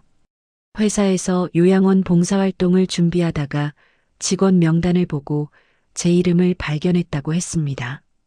저는 물었어요. 왜 찾아왔냐고요? 하늘이는 대답하지 않았어요. 대신 가방에서 낡은 종이 한 장을 꺼냈습니다. 구겨지고 색이 바랜 종이였어요. 그것은 26년 전 하늘이가 어린이집에서 그려온 가족 그림이었습니다. 두 사람이 손을 잡고 있는 그림이요. 저는 놀라서 물었어요. 어떻게 가지고 있냐고요? 저는 그 그림을 제 집 벽에 걸어뒀는데요. 하늘이가 말했습니다. 그건 사본이라고요. 떠나던 날 가방에 몰래 넣어갔다고 했어요. 그리고 26년 동안 간직했다고 했습니다. 제 눈에서 눈물이 멈추지 않았어요. 하늘이도 눈시울이 붉어졌습니다. 하늘이는 천천히 이야기하기 시작했어요. 새 가족과 함께한 26년의 이야기를요. 처음에는 적응하기 힘들었다고 했습니다. 큰 집, 낯선 사람들, 엄격한 규칙들, 모든 게 어색했다고 해요. 밤마다 울면서 저를 찾았다고 했습니다. 하지만 시간이 지나면서 적응했다고 해요. 좋은 학교에 다녔고, 대학도 갔고, 지금은 회사에서 일하고 있다고 했습니다. 결혼도 했고, 아이도 하나 있다고 했어요. 저는 축하한다고 말했어요. 진심이었습니다. 하늘이가 행복하다니 그것만으로 충분했어요. 하지만 하늘이는 고개를 저었습니다. 행복하지 않았다고 했어요. 제가 놀라서 물었어요. 왜냐고요? 모든 게 다 있지 않냐고요. 하늘이는 말했습니다. 물질적으로는 풍족했지만 마음은 항상 텅 비어 있었다고요. 진짜 가족이라는 느낌을 받아본 적이 없었다고 했습니다. 양가족은 의무감으로 하늘이를 키웠다고 해요. 잘 먹이고 좋은 옷 입히고 좋은 학교 보냈지만 사랑은 없었다고 했습니다. 하늘이는 항상 집안의 이방인 같았다고 해요. 그래서 성인이 되자마자 독립했다고 했습니다. 더 이상 그 집에 있고 싶지 않았다고요. 저는 미안하다고 말했어요. 제가 잘못 판단한 거라고 하늘이를 보내지 말았어야 했다고요. 하늘이는 제 손을 잡았습니다. 그리고 말했어요. 아니라고요. 제가 이해하지 못하겠다는 표정을 짓자 하늘이는 계속 말했습니다. 저는 혼란스러웠어요. 무슨 말인지 이해할 수 없었습니다. 하늘이는 설명했어요. 그 집에서 26년을 살면서 많은 것을 배웠다고요. 교육도 받았고 기회도 얻었고 지금의 직업도 가질 수 있었다고 했습니다. 하지만 무엇보다 중요한 건 저와 함께했던 9년이 얼마나 소중했는지 깨달았다고 해요. 진짜 사랑이 무엇인지, 진짜 가족이 무엇인지 알게 되었다고 했습니다. 제 목소리가 떨렸어요. 그럼 하늘이는 저를 원망하지 않는다는 건가요? 하늘이는 고개를 저었습니다. 오히려 감사하다고 했어요. 2번 살려주어서 감사하다고요. 첫 번째는 불 속에서 구해준 것이고 2번째는 더 나은 삶을 살 수 있게 기회를 준 것이라고 했습니다. 저는 울음을 참을 수 없었어요. 26년 동안 쌓였던 죄책감, 후회, 그리움이 한꺼번에 쏟아졌습니다. 하늘이도 울었어요. 우리는 그 벤치에서 한참을 울었습니다. 26년 동안 못다한 이야기, 못다한 포옹, 못다한 사랑을 그 순간에 나눴어요. 해가 지기 시작할 때 하늘이가 물었습니다. 다시 만날 수 있냐고요. 저는 고개를 끄덕였어요. 물론이라고 대답했습니다. 하늘이는 미소 지었습니다. 26년 만에 보는 하늘이의 진짜 미소였어요. 하늘이는 일어서며 말했습니다. 다음 주에 다시 오겠다고요. 그리고 아내와 아이도 소개시켜주고 싶다고 했어요.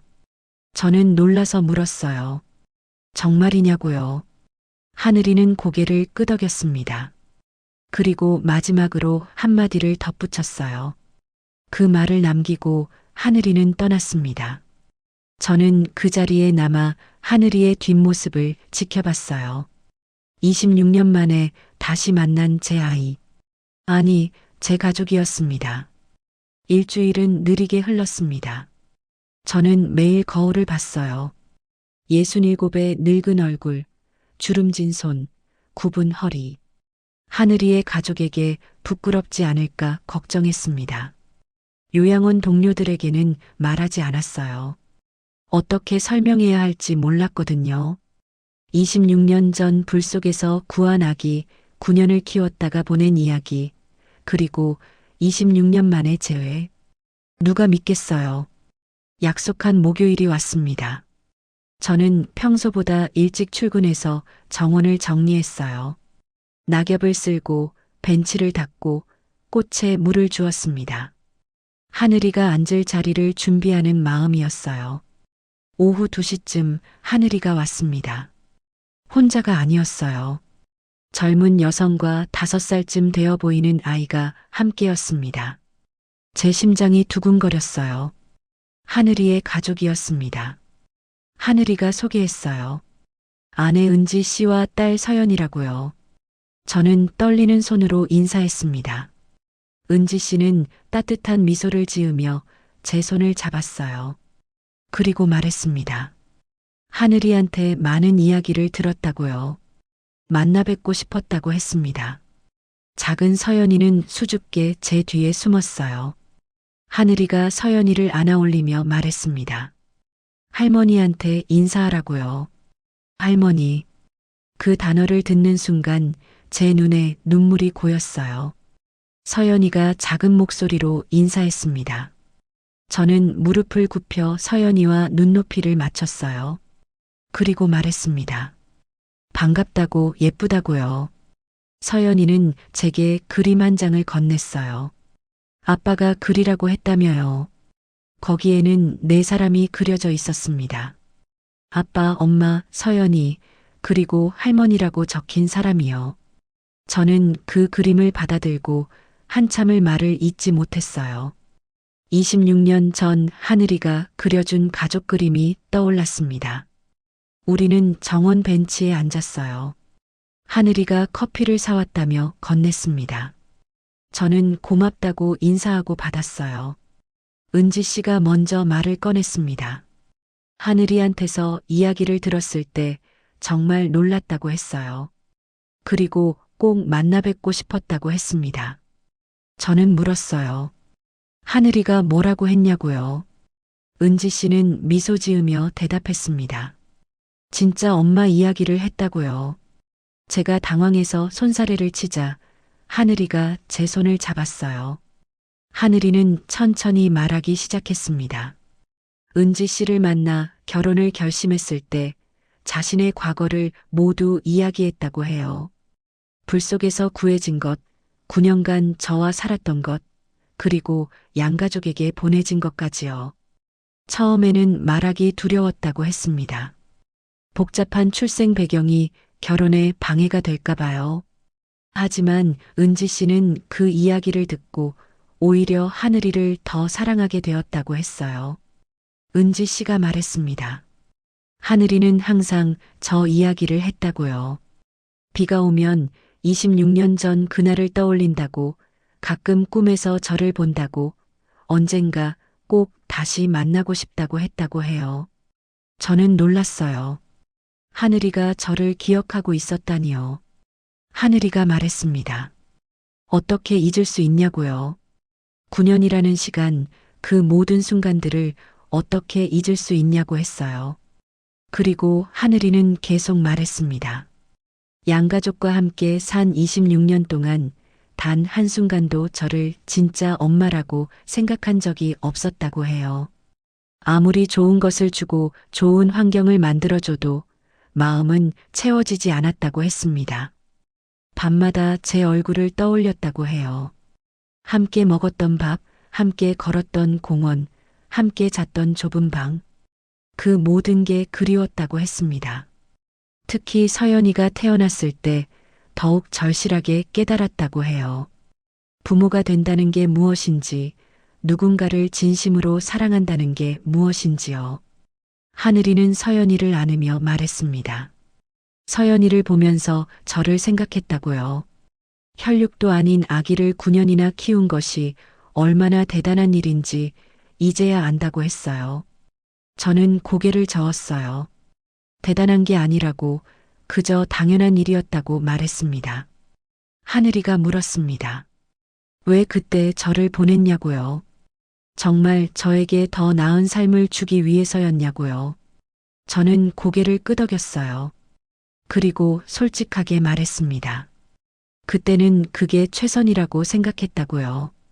제가 줄 수 있는 건 사랑뿐이었고, 하늘이에게는 그것보다 더 많은 것이 필요하다고 생각했다고요. 좋은 교육, 안정된 환경, 제대로 된 신분. 저는 아무것도 줄 수 없었다고요. 하지만 지금 생각하면 틀렸을지도 모른다고 했어요. 어쩌면 제 욕심이 아니라 겁이었을 수도 있다고요. 하늘이를 제대로 키울 자신이 없어서 가난하게 키우는 게 미안해서 보낸 건지도 모른다고 했습니다. 하늘이는 제 손을 더 세게 잡았어요. 그리고 말했습니다. 저는 울음을 터뜨렸어요. 26년 동안 짊어졌던 죄책감이 조금씩 녹아내리는 것 같았습니다. 은지 씨도 눈시울을 붉혔어요. 그리고 조심스럽게 물었습니다. 그동안 혼자 사셨냐고요. 저는 고개를 끄덕였어요. 하늘이를 보낸 후로는 줄곧 혼자였다고 했습니다. 다시 가족을 만들 생각은 하지 못했다고요. 은지 씨가 말했습니다. 이제는 혼자가 아니라고요. 저희가 있다고 했어요. 하늘이도 고개를 끄덕였습니다. 그리고 가방에서 서류 봉투를 꺼냈어요. 제가 물었어요. 이게 뭐냐고요? 하늘이는 조심스럽게 말했습니다. 요양원 입소 신청서라고요. 저는 놀라서 물었어요. 무슨 말이냐고요? 저는 직원이라고, 입소할 사람이 아니라고요. 하늘이가 설명했습니다. 언젠가 제가 일을 못하게 되면 이 요양원에 입소하시라고 했어요. 모든 비용은 자기가 부담하겠다고 했습니다. 저는 손사래를 쳤어요. 안 된다고, 그럴 수 없다고 했습니다. 하늘이가 말했습니다. 왜 안 되냐고요? 9년 동안 저를 키워주셨는데 이제는 자기가 돌볼 차례라고 했어요. 저는 여전히 거절했어요. 하늘이한테 짐이 되고 싶지 않다고 했습니다. 하늘이는 제 어깨를 잡으며 말했습니다. 짐이 아니라 가족이라고요. 가족은 서로 돌보는 거라고 했어요. 그리고 하늘이는 마지막으로 한마디를 덧붙였습니다. 그 말을 들으면서 저는 알았습니다. 하늘이는 저를 용서한 게 아니라 애초에 용서할 것이 없다고 생각하고 있었어요. 저는 하늘이를 안았습니다. 26년 만에 처음으로 안았어요. 어른이 된 하늘이는 저보다 훨씬 컸지만 여전히 제 아이였습니다. 우리는 한참을 그렇게 안고 있었어요. 은지 씨와 서연이도 우리를 안았습니다. 네 사람이 하나로 이어진 순간이었어요. 해가 지고 있었습니다. 하늘이 가족은 다음 주에 다시 오겠다고 약속하고 떠났어요. 저는 그들의 뒷모습을 보며 손을 흔들었습니다. 그날 밤 저는 집으로 돌아와 벽에 걸린 그림을 내려다봤어요. 26년 전 하늘이가 그린 가족 그림이었습니다. 이제 그 그림에 두 사람이 더해질 것 같았어요. 은지 씨와 서연이가요. 가족은 태어나는 게 아니라 만들어지는 거라고 했던 식당 아주머니의 말이 떠올랐습니다. 정말 그랬어요. 우리는 혈육이 아니지만 가족이었습니다. 그날 이후 제 삶은 완전히 달라졌습니다. 하늘이는 약속대로 매주 찾아왔어요. 때로는 혼자, 때로는 가족과 함께였습니다. 우리는 요양원 정원에서 커피를 마시고 산책을 하고 이야기를 나눴어요. 하늘이는 26년 동안의 이야기를 들려주었습니다. 대학 시절, 첫 직장, 은지 씨를 만난 이야기, 서연이가 태어난 날의 이야기, 제가 함께하지 못했던 모든 순간들을요. 저는 그 이야기를 들으며 웃기도 하고 울기도 했어요. 함께하지 못한 시간이 아깝기도 했지만 하늘이가 잘 살아왔다는 것에 감사했습니다. 어느 날 하늘이가 오래된 사진첩을 가져왔어요. 양가족과 함께 찍은 사진들이었습니다. 초등학교 입학식, 중학교 졸업식, 대학교 축제, 하늘이의 성장 과정이 담긴 사진들이었어요. 저는 그 사진들을 하나하나 들여다봤습니다. 사진 속 하늘이는 웃고 있었지만 눈빛이 외로워 보였어요. 제가 알던 그 밝은 눈빛이 아니었습니다. 하늘이가 말했습니다. 사진을 찍을 때마다 저를 생각했다고요. 옆에 계셨으면 좋겠다고 생각했다고 해요. 저는 하늘이의 손을 잡았어요. 그리고 말했습니다. 이제는 함께할 수 있다고요. 몇 주 후 하늘이가 특별한 제안을 했습니다. 주말에 집에 놀러 오시라고요. 은지 씨가 저녁을 준비하겠다고 했어요. 저는 설레는 마음으로 약속한 토요일을 기다렸습니다. 요양원 동료들은 제가 왜 그렇게 기분이 좋은지 궁금해했어요. 저는 그저 미소만 지었습니다. 토요일 하늘이가 차로 마중을 나왔어요. 저는 소박한 선물을 준비했습니다. 서연이를 위한 그림책이었어요. 차를 타고 30분쯤 갔을까요? 깔끔한 아파트 단지에 도착했습니다. 하늘이의 집이었어요. 문을 열자 은지 씨와 서연이가 반겨주었습니다. 집안에는 맛있는 냄새가 가득했어요. 은지 씨가 정성껏 준비한 저녁 식사였습니다. 식탁에는 4개의 접시가 놓여 있었어요. 하늘이, 은지 씨, 서연이, 그리고 저의 자리였습니다. 우리는 함께 식사를 했어요. 서연이는 제 옆에 앉아 이것저것 물어봤습니다. 할머니는 뭘 좋아하냐고, 어디 사냐고, 언제 또 올 거냐고요. 저는 서연이의 질문에 하나하나 대답해 주었어요. 그 시간이 얼마나 행복했는지 몰라요. 식사 후 우리는 거실에 모여 앉았습니다. 하늘이가 준비한 영상이 있다며 TV를 켰어요. 화면에는 오래된 사진들이 나타났습니다. 제가 본 적 없는 사진들이었어요. 아기였던 하늘이, 유아였던 하늘이, 초등학생이었던 하늘이, 양가족이 찍어둔 사진들을 하늘이가 모아둔 거였어요.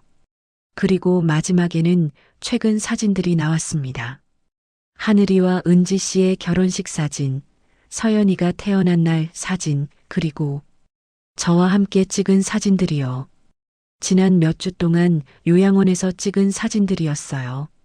저는 몰랐지만 하늘이가 몰래 찍어두었나 봅니다. 영상이 끝나고 하늘이가 제게 선물 상자를 건넸어요. 저는 조심스럽게 상자를 열었습니다. 안에는 액자가 들어 있었어요. 거기에는 우리 4사람이 함께 찍은 사진이 담겨 있었습니다. 저는 그 액자를 보며 눈물을 흘렸어요. 제게 가족 사진이 생긴 거였습니다. 하늘이가 말했습니다. 이제부터 매달 가족 사진을 찍자고요. 그래서 앨범을 채워나가자고 했어요. 저는 고개를 끄덕였어요. 목이 메어 말이 나오지 않았습니다. 그날 밤 하늘이가 저를 집까지 데려다 주었어요. 차 안에서 우리는 한참을 이야기했습니다. 하늘이가 물었어요. 행복하시냐고요? 저는 대답했습니다. 너무 행복하다고, 이런 날이 올 줄 몰랐다고요. 하늘이가 말했습니다. 자기도 마찬가지라고요. 진짜 가족을 되찾은 것 같다고 했어요. 저는 하늘이에게 말했어요. 고맙다고, 찾아와줘서 고맙다고요. 하늘이는 고개를 저었습니다. 감사해야 할 사람은 자기라고 했어요. 저를 만난 게 인생 최고의 축복이라고 했습니다. 우리는 포옹했어요. 그리고 다음 주에 또 보자고 약속했습니다. 집에 돌아와 저는 하늘이가 준 액자를 벽에 걸었어요. 26년 전 하늘이가 그린 가족 그림 옆에 나란히 걸었습니다. 두 개의 액자를 보면서 저는 깨달았어요. 제 선택이 틀리지 않았다는 것을요. 26년 전 불 속에서 하늘이를 구한 것, 9년을 함께 산 것, 그리고 하늘이를 보낸 것. 모든 것이 지금 이 순간을 위한 여정이었습니다. 하늘이는 좋은 교육을 받았고, 좋은 사람을 만났고, 가족을 이루었어요. 그리고 이제 저를 다시 찾아와 가족의 일부로 만들어 주었습니다. 저는 더 이상 혼자가 아니었어요. 딸이 있고, 며느리가 있고, 손녀가 있었습니다. 혈육은 아니지만 진짜 가족이었어요. 그날 밤 저는 처음으로 평화롭게 잠들었습니다. 26년 만에 처음으로 후회 없이 눈을 감았어요. 꿈속에서 저는 26년 전 그날로 돌아갔습니다. 비가 내리던 새벽, 불타는 집, 울고 있던 아기. 그리고 저는 다시 같은 선택을 했어요. 하늘이를 안고 나왔습니다. 그리고 이번에는 확신했어요. 이것이 옳은 선택이라는 것을요. 왜냐하면 이 선택이 저를 여기까지 데려왔으니까요. 하늘이와 함께, 가족과 함께 있는 이곳까지요. 2년이 흘렀습니다. 저는 이제 69이 되었어요. 요양원 일은 작년에 그만두었습니다. 몸이 예전 같지 않아서요. 하지만 하늘이가 걱정할까봐 한동안 말하지 못했어요. 하늘이는 제가 그만둔 것을 알고 오히려 다행이라고 했습니다. 이제 쉬셔야 할 때라고 자기들이 돌봐드리겠다고 했어요. 저는 여전히 그 작은 원룸에 살고 있었습니다. 하늘이는 자기네 집으로 오시라고 여러 번 권했지만 저는 정중히 거절했어요. 아직은 혼자 살 수 있고 독립적으로 지내고 싶다고 했습니다. 대신 우리는 약속을 했어요. 매주 일요일마다 함께 시간을 보내기로요. 일요일 아침이면 하늘이가 차로 마중을 나왔습니다. 저는 간단한 반찬을 싸들고 차에 올랐어요.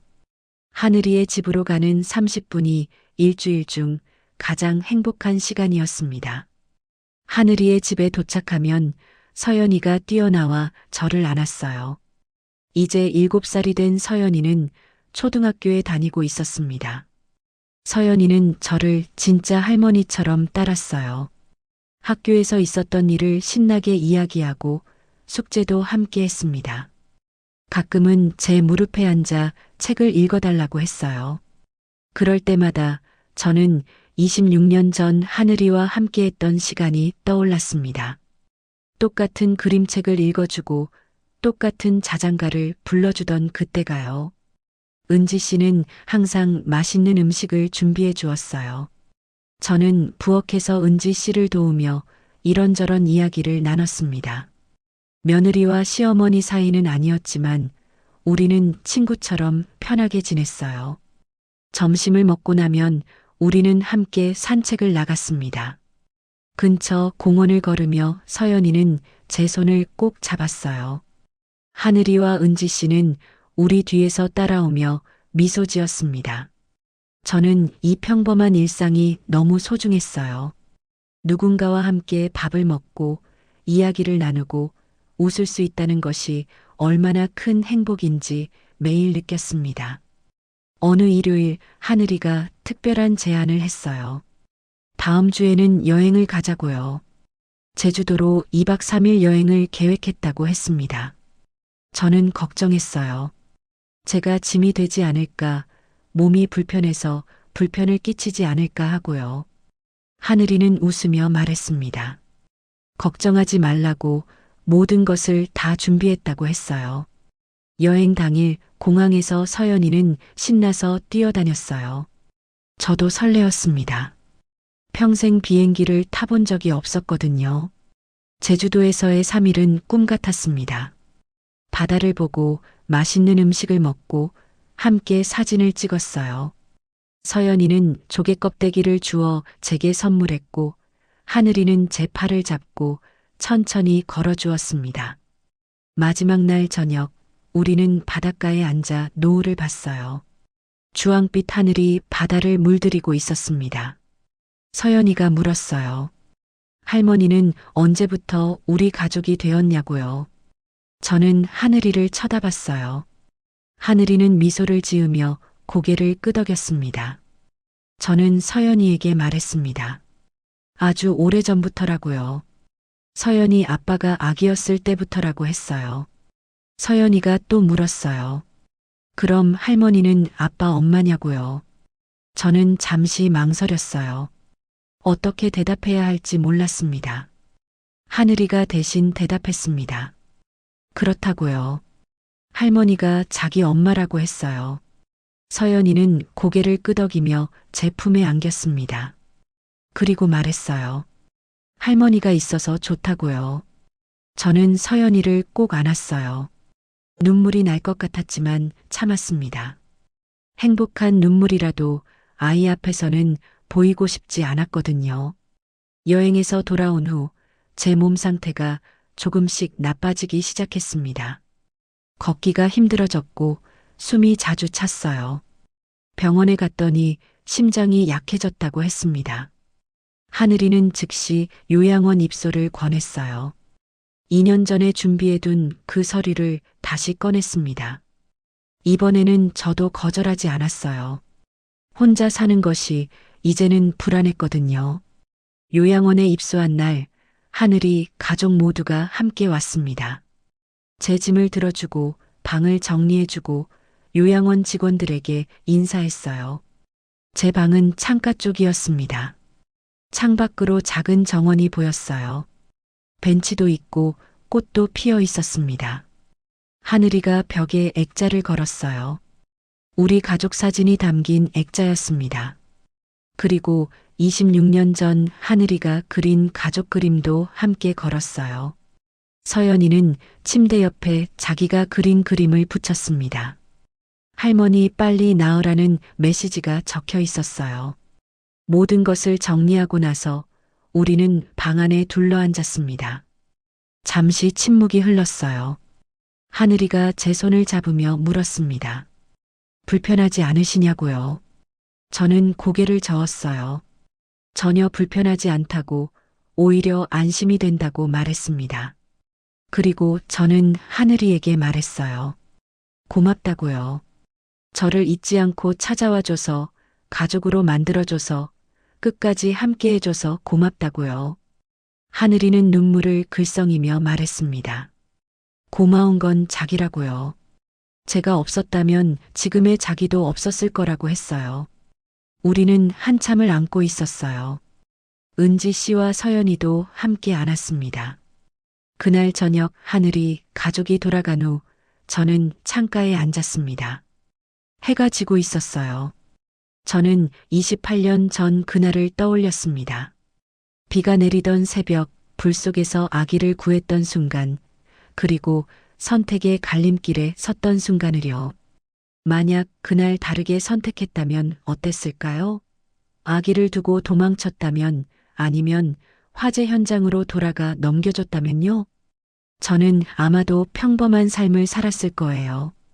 빚을 갚고 작은 방을 얻고 혼자 조용히 늙어갔겠죠. 그것도 나쁘지 않은 삶이었을 거예요.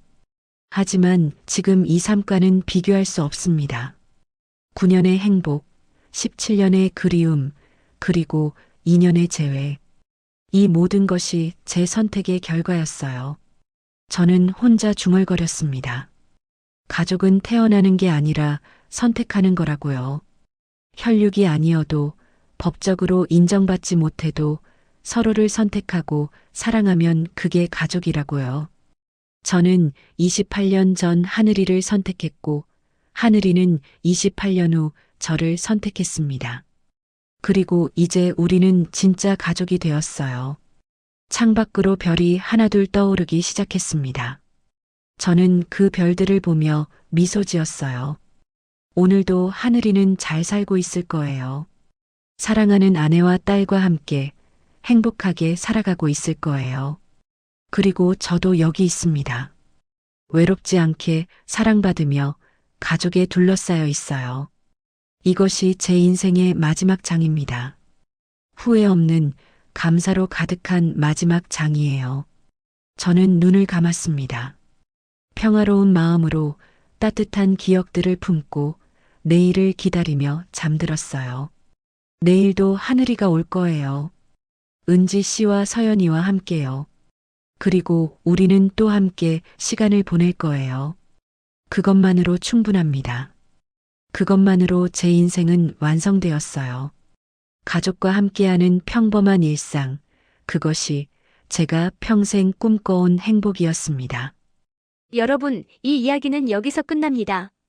순덕과 하늘이의 28년 여정, 어떠셨나요? 혈육이 아니어도 진짜 가족이 될 수 있다는 것, 선택과 사랑이 인연보다 강할 수 있다는 것을 느끼셨나요? 우리 모두의 삶에도 선택의 순간이 있습니다. 때로는 그 선택이 두렵고 후회스럽고 확신이 서지 않을 때가 있죠. 하지만 사랑으로 한 선택은 결국 우리를 올바른 곳으로 이끕니다. 여러분 곁에도 혈육은 아니지만 가족 같은 사람이 있나요? 있다면 오늘 한번 연락해보세요. 고맙다고 사랑한다고 말해보세요. 이 이야기가 여러분의 마음에 작은 울림이 되었다면 좋아요 버튼을 눌러주세요. 그리고 댓글로 여러분의 생각을 나눠주세요. 여러분에게도 이런 특별한 인연이 있었는지 궁금합니다. 구독 버튼도 꼭 눌러주세요. 앞으로도 마음을 울리는 이야기로 찾아뵙겠습니다. 오늘도 여러분의 하루가 사랑으로 가득하기를 바랍니다. 감사합니다.